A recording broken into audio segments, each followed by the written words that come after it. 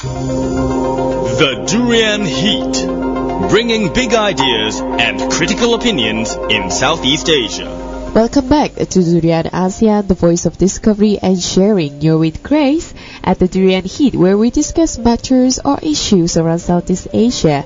Now this morning on Wednesday, let's start with the founder of Mangrove company in Singapore. His name is Junyong. Let's say good morning to him. Hello. Hi, morning. Hi, morning, Grace. How are you? I'm feeling great. Thank you. You're welcome. So let's start with just a brief introduction of yourself, Junyong. Sure. I'm actually from Singapore, and I'm 25 years old. I run a startup based on music and arts training in Singapore, and what we do is actually using music and arts program to inculcate values to the public. We have three main group of participants, mainly the corporates, adults, school programs, as well as the preschool programs. So it's our main motto is actually through learning music and molding the values of. Why music?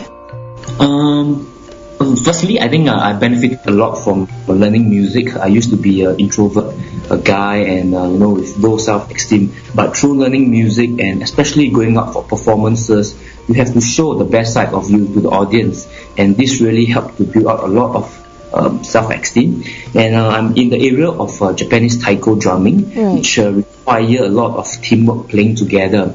Usually our performing group is about 5 to up to 100 of drummers drumming together. So these are values that we hope to share with the participants, especially the youth at risk, which we are doing very deeply in Singapore. We are one of the program that is supported by Singapore National Art Council to rehab the youth at risk in the homes or in the schools. So through all these programs, we hope to engage them and share with them the positive values. Right. So correct me if I'm wrong. So this School of Taiko is under the Mangrove company, and also is it more like a drum circle kind of concept? Yes, it's quite similar to the drum circle, but personally I was trained in a drum circle facilitators course in Australia, but that is based on the African djembe drumming and the rest of the Western percussion instrument. But I'm back in Singapore. I try to integrate taiko drumming as part of the music circle. Why? Number one, because taiko, as mentioned early on, requires a lot of teamwork. We play together. We don't play alone. Number two, it is very energetic. It's both a form of musical and physical activity, and this makes it a very good activity to engage the youth, especially the at-risk youth in Singapore, where all these activities they enjoy doing this, and they are interested to learn more. So in terms of the format, it's pretty similar. It's like a drum circle, but we always gear them towards an objective, which is a performance in the public. So how often do you perform from this School of Taiko to students or participants? Sure, we have a few channels where we do performances. Number one is more on the commercial performance, where the events company, the restaurants, they have their launch, they will ask us to do opening performance. Second area where we do more is more on promotion and sharing of the arts program in different parts of libraries in Singapore. Another area where this is what the school kids they will usually do is to perform in their own school. So usually for Singapore, the education system, we have different tiers. Some that are slightly weaker in academic, they will move to the technical stream, where they are trained vocational training and etc. So usually this group of children, they are less self-esteem. And so we always target this group of children using drumming to engage them.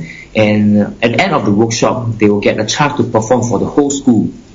So this give them a very good sense of achievement for them, because usually they are the lowest in academic in the school and not much spotlight is on them. So this create a good opportunity for them to shine, to show to other people that I can do something, and I'm proud of something. Right. So if I'm not mistaken, it started off in 2007. Yes, correct. And then it's been almost 80 years. So how has the response so far from the old students? Okay, to be frank, I started in '07 as I was 18 years old. I'm still in college. Right. So at that time, we do more on performances and not really much on teaching. Right. And because I'm a full-time student, so probably for about 4 to 5 years, we do it on freelance and part-time basis.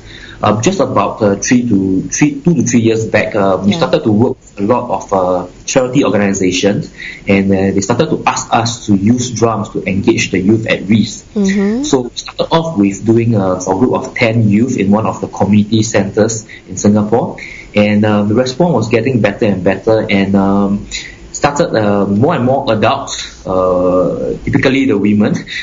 They would actually sign up programs with us. I have about 45 students coming weekly training with me. 40 of them are actually women. And this group are building up. For next year, our plan is actually go into schools as well as to preschools. For the kids aged 5 to 6 years old. And again, through drumming, we hope to share with them value-based training such as teamwork, working together, as well as other skills such as motor skills, numeracy, counting of beats, color recognition, and body movement, etc. Right. So you said you cannot play this particular drum, which is from Japan, alone. It is all about the teamwork. So how does it work exactly? It is all based on the rhythm exercise, right? Usually how this drum works is that we always have 2 sets of rhythm. One will be a basic rhythm, so it's quite similar to like a conductor. So this guy is like a leader of the team. He will give how fast or how slow should the whole music piece go, as well as the rhythm support drummers, which in Japan, you can have 1 basic player and up to 100 of rhythm drummers drumming together. Right. So we emphasize very strongly on teamwork, leadership, as well as discipline. Oh wow, that's brilliant. So these drums, they're all from Japan. How many drums do you have in your school so far? Okay, we started off with 5 drums. At the moment, we have 34 drums in our school, running in 2 centers.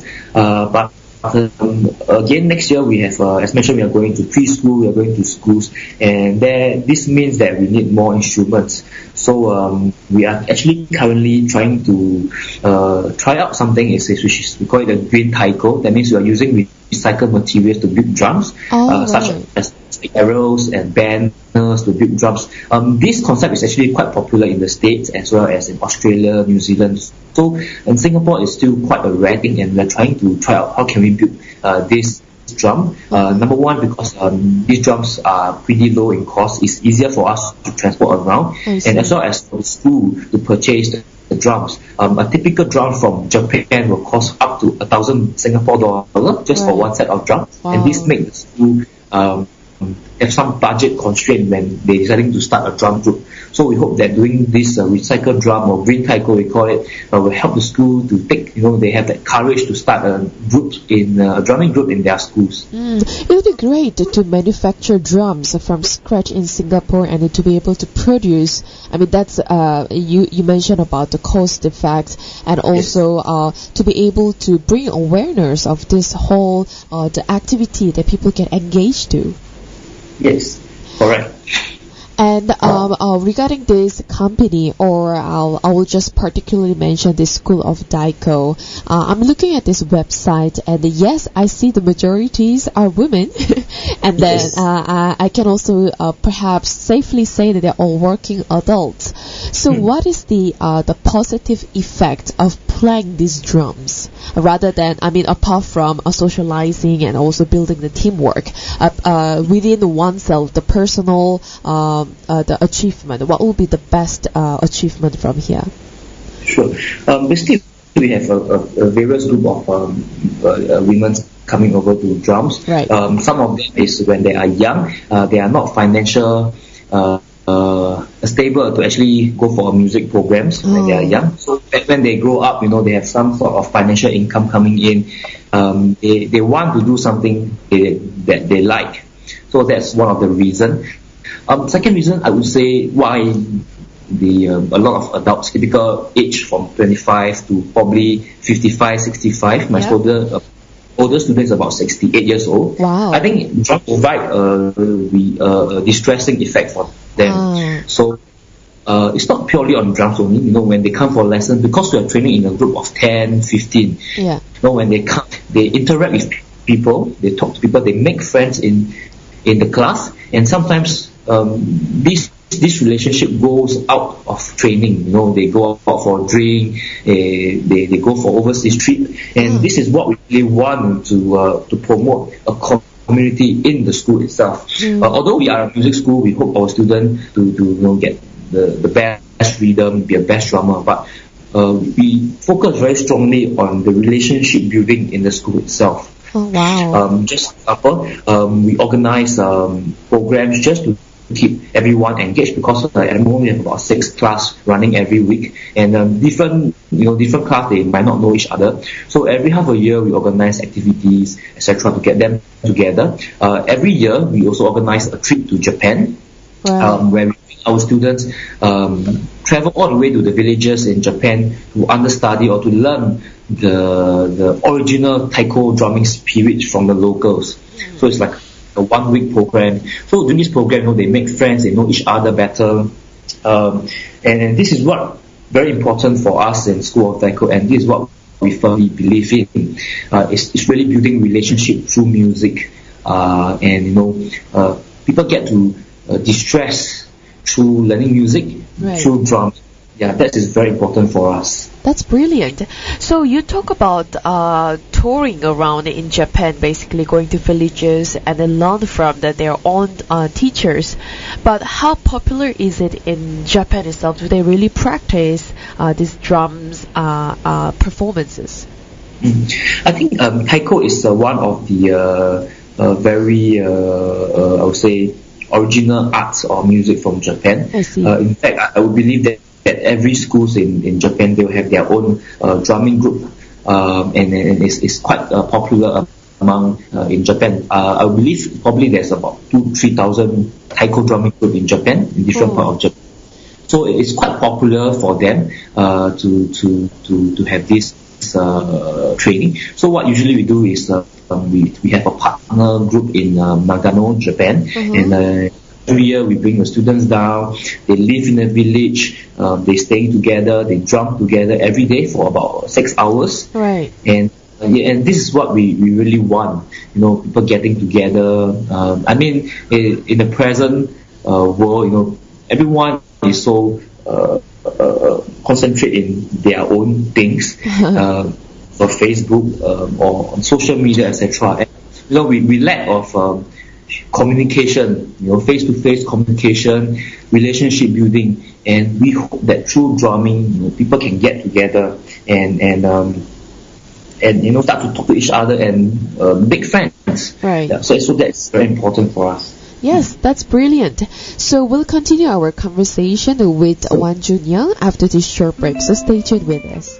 The Durian Heat, bringing big ideas and critical opinions in Southeast Asia. Welcome back to Durian ASEAN, the voice of discovery and sharing. You're with Grace at the Durian Heat, where we discuss matters around Southeast Asia. And I have been speaking with Wang Junyong. He's all the way from Singapore, who is a founder of the Mangrove learning company, where they focus on music and also creative training services.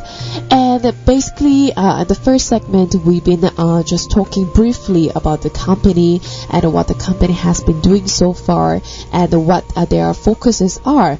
But let's go in depth about this art, or let's say art-based learning project. How is it important to our, which we can relate ourselves to our lives? Okay. For very simple reasons, for example, again in our drumming, focus about we use drums program. One of our programs we run for corporate training. Yep. So again, number one, why we use drum is it's fun, it's engaging. People can get together. Yep. That's number one. Number two, the second section about this program is that we give them scenario-based learning so that they can apply to their work environment. For an instance, we get them to plan for performances at the end of the training session. So this get everyone works together, and they have to come up with a performance formation sequence as well as the music part of it. And they have to discuss. They have to come up, including the performances, costume, what they are wearing, what color combination they are wearing, how do we wear the performance costume. So that's one of the challenge we give them. Moving on, second challenge, we take away some of their instruments. For example, we take away 2 drums, 1 pair of drumsticks, and some costume away. But again, we ask them, without this drum set that we remove, you still have to come up with performances. And again, we force them to discuss themselves, how should we plan or strategize the performances. So for this part, that when you're back in company, sometimes you face source issue, budget cutting down, etc. But you still have to move forward. Yeah. And for something. And so this, not only playing drums, a lot of people feel that, I'm just coming here for fun. But what we want is really for them to learn something back when they are back in office. So this is one of the scenario where we create for them. Another scenario, as I mentioned in the early conversation, there's always 2 parts of rhythm in taiko drumming. One is the lead drumming, the basic drumming, one is the rhythm drumming. And this part we focus a lot on leadership. All right. For example, as the bass drummer, you're supposed to give a pace of how fast you should go, etc. So if you're moving too fast and the rest of the drummer is not able to catch up with you and you're just not listening to them, this causes whole performance to be bad, to sound awful. So this is one of the key point of leadership that we always try to emphasize in our program, is whereby although you are standing at a leader position, but it's good for you to always open up your ear. You are concentrating on your own rhythm, yes, but you have to open up your ear to listen to the rest of the drummer, which is the people that is under you, so that you guys can move together in one direction, in one pace, in one speed. Right. So these are various points that we try to focus very much, so that people can able to bring back the values part back to their work.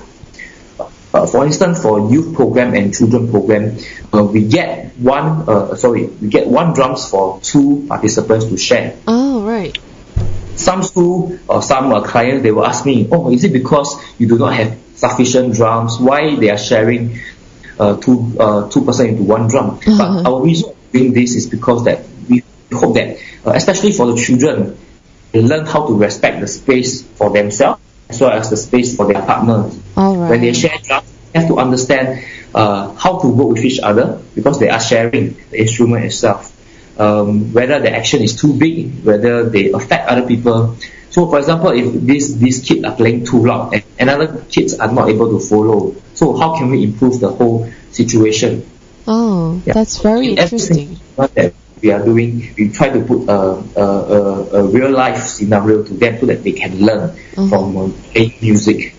Definitely playing music do have a lot of elements that we can learn in terms of engaging youth, certain like the risk management, also teamwork. Like you mentioned, a lot of elements and challenges by learning these particular drums. And also the last point that you mentioned about respecting each other by giving some space and also understanding each, playing skills. And from there, perhaps you can even develop the communication skills between you and your partner while playing the drums.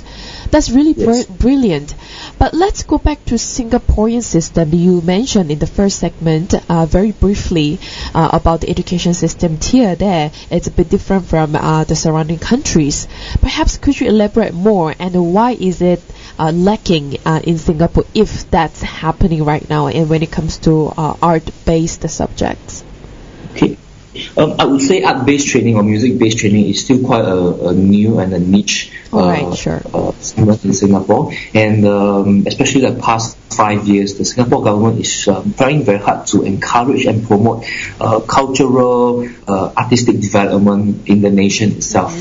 And talking about the education system, as I mentioned earlier on, after the primary school level, so each kid, they will have to go for a leaving examination. So according to their grades on the 6 years of study, they will be streamed into three main stream when they proceed to secondary school level, which is the express stream, which is for people that has a better academic result. normal acad, which is the medium portion, as well as technical, which is the quite slightly weaker. So depending on which stream they go to, they are trained in different areas. For example, the normal technical that I mentioned about, they are trained in vocational training, design and technology, and all the very hands-on stuff. Personally, I'm normal technical stream. Right.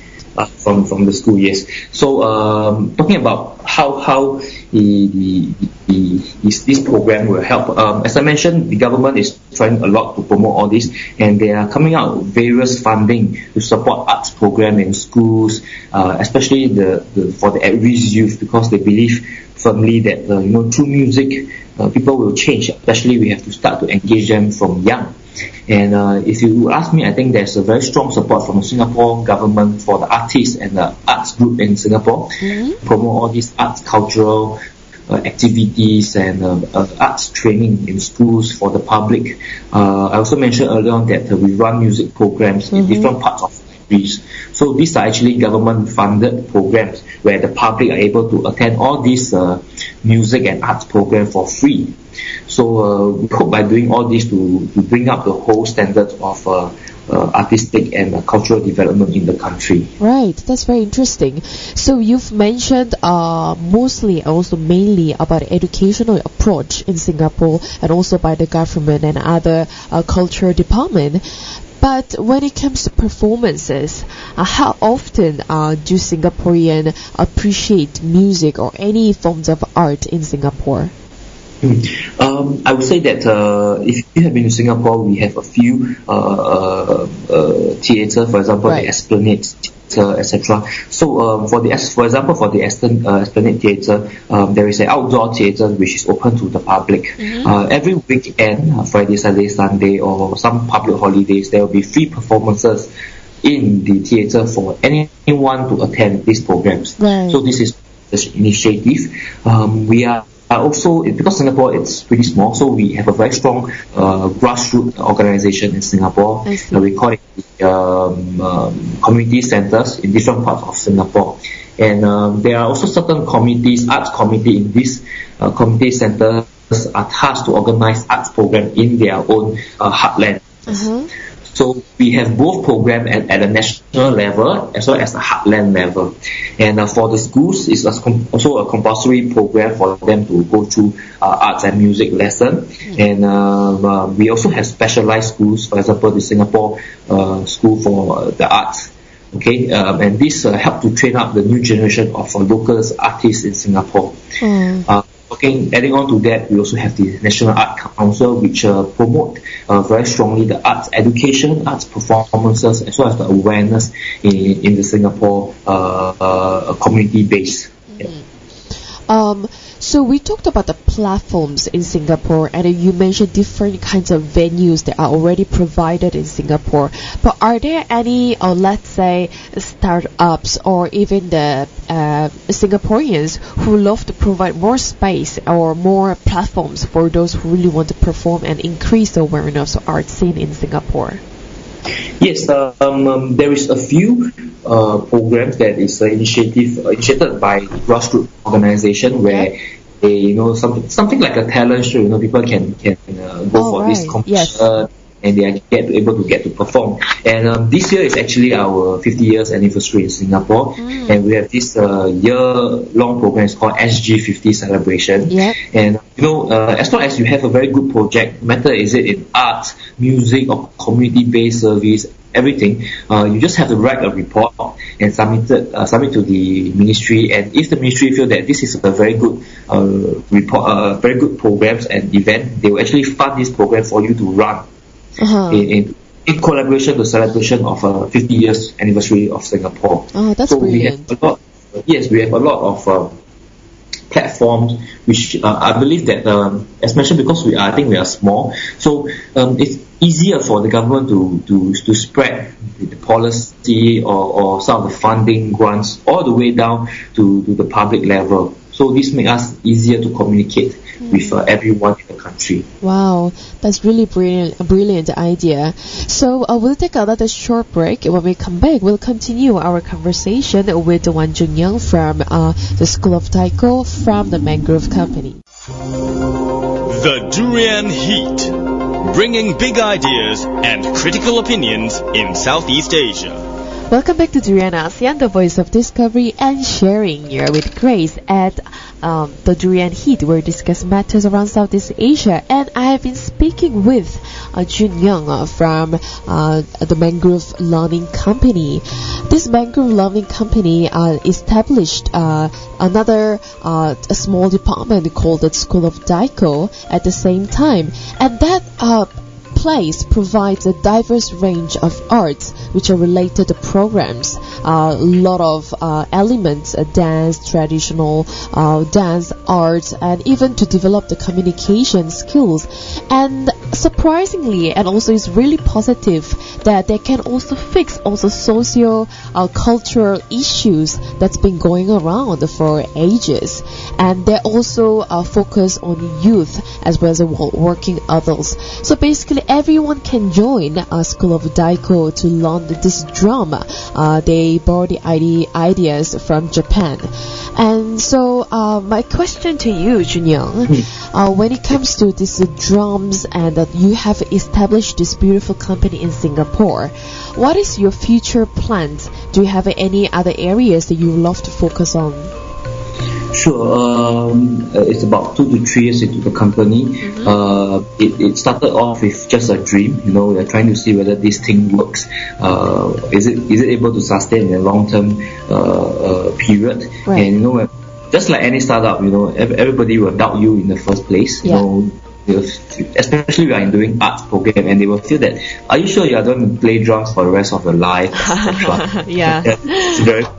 I think for us in Mangrove Learning, we try to value add our programs. We are not just providing just purely music programs, but we hope that again, through music, you're able to learn something for you to bring back to your home, to your office environment, to your schools. Right. And this make us special from the rest of the music school. So going forward for next year, we are focusing more into preschool development, which is a very a hot thing in Singapore, I would say, because the government is trying to increase the birth rate of the citizens, etc. And this also means that there will be more kindergartens, children care centers established in Singapore, which are both operated by government as well as for private.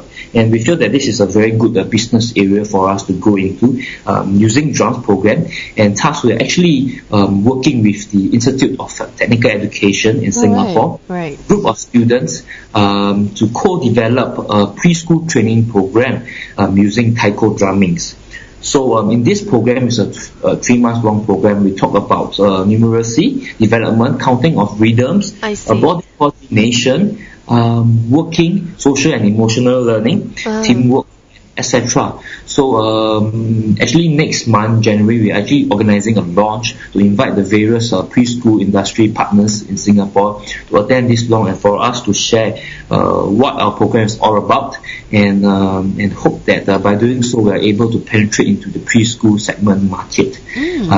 As the children enrichment program. So I would say this is one of our core focus for next year. For the following year, we hope to go back to our youth at risk program, where we focus much into it. I'm not sure about the other countries, but in Singapore, usually we talk about the leadership program. Only the top percentile students will be selected to go for. All right. Yes. I think this is pretty common in most of the country, but that's why we hope to do a similar approach. We call it the youth development program, but instead of inviting the top students from each school to represent their school for this program, we hope to invite the at-risk students from each school to represent their school to go for this program. So this one, we make them feel that they're representing their school, which is impossible, I would say, based on the way of working. And we hope that through, again, using music, drumming especially, to pull them towards the positive impact. I think for the youth, the most scary part of the week is actually the weekend, because when they are free, they take drugs, they do whatever, a lot of things that is bad for themselves. And Yeah, and we hope that through drumming program we can engage them, so on weekend they are able to come to us to do drumming training with us rather than wandering around in the streets and doing something which they are not supposed to do. Right. So I would say in a nutshell, next year we will be focusing on preschool development as well as the school programs. One of the reason why we're doing so is also we have been doing a lot of adults training, and most of these training are on a weekday night basis and a weekend basis. I see. And so I think it's a bit taxing for our trainers to run all these weekend programs. I mean, they have their own social life, they have their own family to take care too. Yes. And that's why we hope to go into more regular office hour training, which is for schools, preschool. At least our trainers are able to get rest on weekends, and as well as weekday night, they can spend some time with their family. And again, our company is really about building relationship, and we hope that even our trainers, they have their quality time with their family. That is very important for us. Well, that's really brilliant where as a whole company, be able to think outside of the box, and also even planning to invite the students who actually are far behind than the standard, the students they're supposed to be. And that would be the great initiative, and also give a very good motivation for them to push them further. And also when it comes to preschool, I just have a very simple question. Will all the small kids be able to hold drumsticks? And I'm sure the drums are bigger than themselves. Yes. So, to be frank, the initial part when we bring the drums to the kindergartens, we found that when they start drumming, they get very tired, and we ask them why, and they say that the drumsticks is too heavy for me, and etc. It's too tiring for me, etc. And through all this trial program we conduct in preschool, we learn a lot of things, and we change along the way. For example, for a drumstick, we try to source for lighter wood, smaller size, and we make them ourselves just for the kids. For them to suitable for them. For the drums itself, the drums we can't change the size, but what we can do is actually we put them directly on the floor instead on a drum stand, so that it's possible for the kids to reach on drumming. And we also make a very small kid-sized performing costume for the kids wear on. I think one of the feedback when we completed our training with one of the kindergarten was that the kids feel a sense of achievement and proud that they are the taiko kids. We are the taiko kids. And when we told them to keep quiet or to stand aligned, properly disciplined, and they did better than other kids that is not with our program, because they feel that I'm the taiko kids, I have to behave good. And this is what we want to see, and we are happy to see the small development in the kids and the youth. Always in children and in youth work, in youth development, it's not about a temporary goal that we see in them. It's about planting the seed in them, and perhaps 10 years, 20 years later, they learn something because of us, and that is very important for us also. And also talking about children, right? The younger generations, Gen Y or Gen Z, their attention span is really short. So by playing these drums will also increase or even help them to focus on certain things for a longer time. Yes, definitely. For us, we get them to count the rhythm before they enter in drumming. So this teach them to listen carefully to the rhythm, the drums beat, count properly, and they have to focus pretty much into it. And I would say the current generation of kids are really very smart. When they talk to us, they talk like adults. And but this also means that if we teach them the positively things, the correct things, they are able to learn things better. And this is what we really want to do. And definitely focusing is one of the reasons for the kids, or one of the key things that we hope they can learn with them with their life. And talking about the attention span for the kids, I would believe that if the audience, they are parents, that the kids' attention span are pretty short, probably an hour or less than an hour. But surprisingly, when we conduct our first pilot program in water preschool, our program was 1 hour, and the kids was fully engaged within this 1 hour. Oh, that's interesting. And we still have a lot of things that we are not able to teach them. Thus, for next year onward, the program, we are going to increase it into 1 hour, 30 minutes. Wow. Duration. Of course, during this 1 hour, 30 minute duration, they not only they do drummings purely, we get them to draw out what they feel about drums, what they see, what are the colors, what are the texture of the drums. They write down what do they learn, and we get them to draw out, etc.